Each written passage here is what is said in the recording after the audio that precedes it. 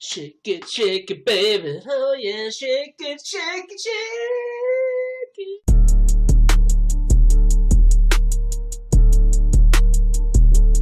Dean Thomas said Chimaev wins the belt, it's gonna be a disaster. No, I'm gonna keep it 100 with you. If Khamzat wins, it's a disaster, actually. I don't know what the fudge Dean Thomas is talking about, but I think he's way off on this one. I think it'll be one of the biggest things for the UFC if Chimaev wins the belt. I think it'll be probably one of the biggest stars, superstar right now the UFC has. He's already a star. He already has that invincible aura about him. I think it's only going to get bigger, especially if he goes out there and dominates Driscus, who's on a hot streak. And I think he can. I think he can go out there and finish him dominantly, or even like Habib said, just strike with him. Я думаю, что мое личное мнение, я бы Хамзату стойки драл. I think he could outstrike him. He'll make it look easy if he keeps it on the feet, I think. Yeah, Driscus has a chin, he has cardio, he has an awkward style, he has toughness, but I think Chimaev's a lot cleaner. If he keeps it standing, I think he'll be able to keep that pace the whole 5 rounds and even hurt him. He showed a lot of his power, and he's shown that he's working hard. He's only getting stronger at 185, showing his body is forming out to it. So I do think he can do it dominantly. I know Dean Thomas said that he won't be as active, but I think a lot of that just comes from not being able to get into the US. Now he's in the US, he's been training in LA, he's fighting in Chicago, especially if he wins the belt. I think it'll be easier for him to stay down here. I think you're way off, Dean. Cheering for Chimaev, I think he wins. I hope he wins. Drixus, you suck. But yeah, Chimaev, if you need anything in Chicago, hit my line.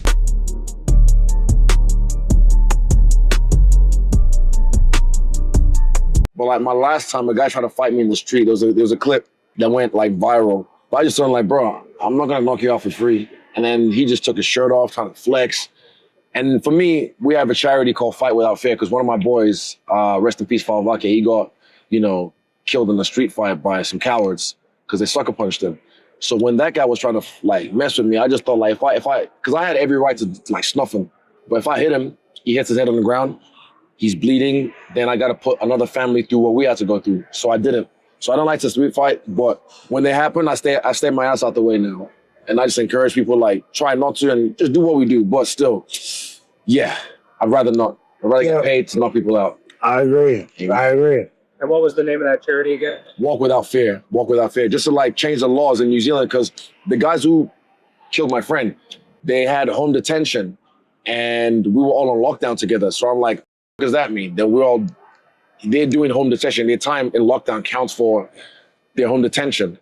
So I was just like, yeah, we're trying to change the law so that way if you hit someone with a coward punch, sneak attack, 2 years, 3 years, or home detention, you get 10 years plus, because the ultimate thing is you killed someone.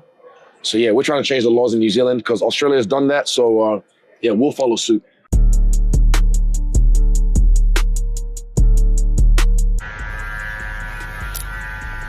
Na manha do gato. Pronto pra viajar. Você tá do...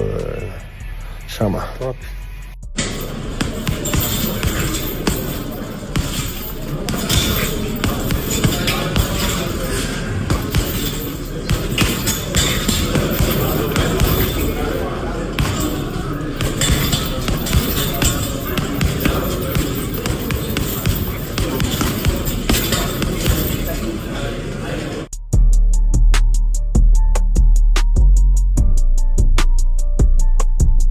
What I'm doing here is basically, I'm choosing one combination. Doesn't really matter what the combination is. I try to do it more of a realistic combination, something that I would do in a fight.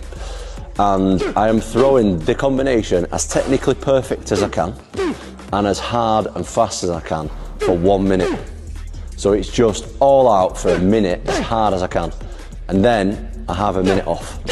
So that would be 1 round. A minute on, a minute off would be 1 round. And I do that for 14 rounds. By the end of the 14 rounds, you should be absolutely exhausted. Like, you are going 100%. In that 1 minute, it's not only should be technically perfect, physically, it should be like a sprint.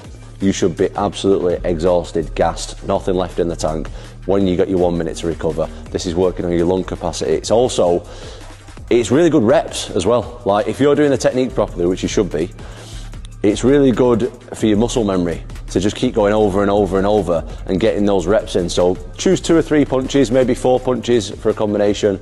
Just rep them out as fast and hard as you can for a minute, have a minute off, and then repeat that. You can do you know, infinite amount of rounds. I would probably start doing it at between 5 and 10 rounds as a beginner and build it up. As your fitness builds, build that up.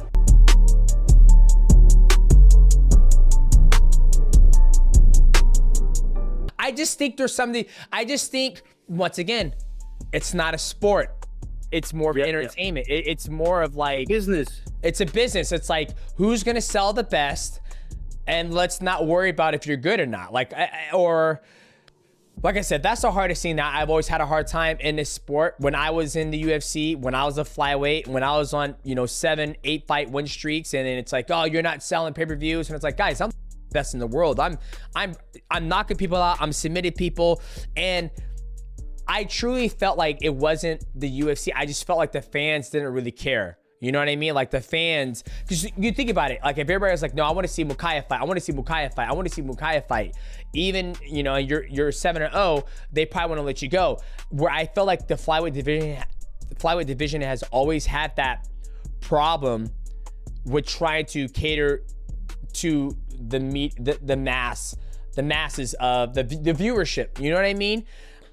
Which I think it kind of hurts us. It hurts the sport aspect of mixed martial arts in the end of it, right? Because you don't have the best athletes on the roster. You have the athletes that people want to see fight, which sells pay-per-view. It's a weird fucking relationship when it comes to the UFC and mixed martial arts.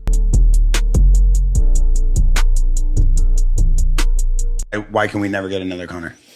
Because it's just the model's different. It's too saturated. There's not enough stars. The UFC's learned they would never, let's say Patty wins, like, oh, I want to go fight Jake Paul. They'd never let that happen again. It's just the media is different now.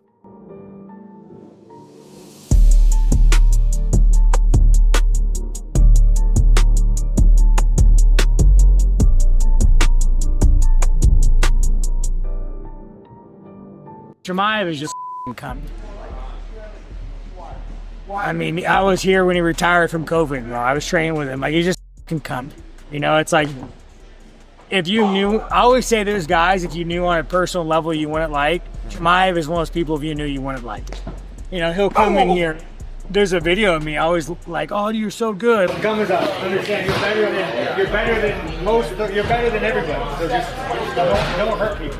Like, I'm being sarcastic, like, bro, like, you go and can starch this 1-on-1 guy when there's like Edmund, there's like high-level UFC fighters, and you're picking the one-on-1 fighter because like you think he's the same height as your opponent. No, you're picking him because you're a bitch, dude. Like, it's just, yeah, he's just like, no, he could fight, but like mentally, he's just a weak man. You know, he's just a weak man.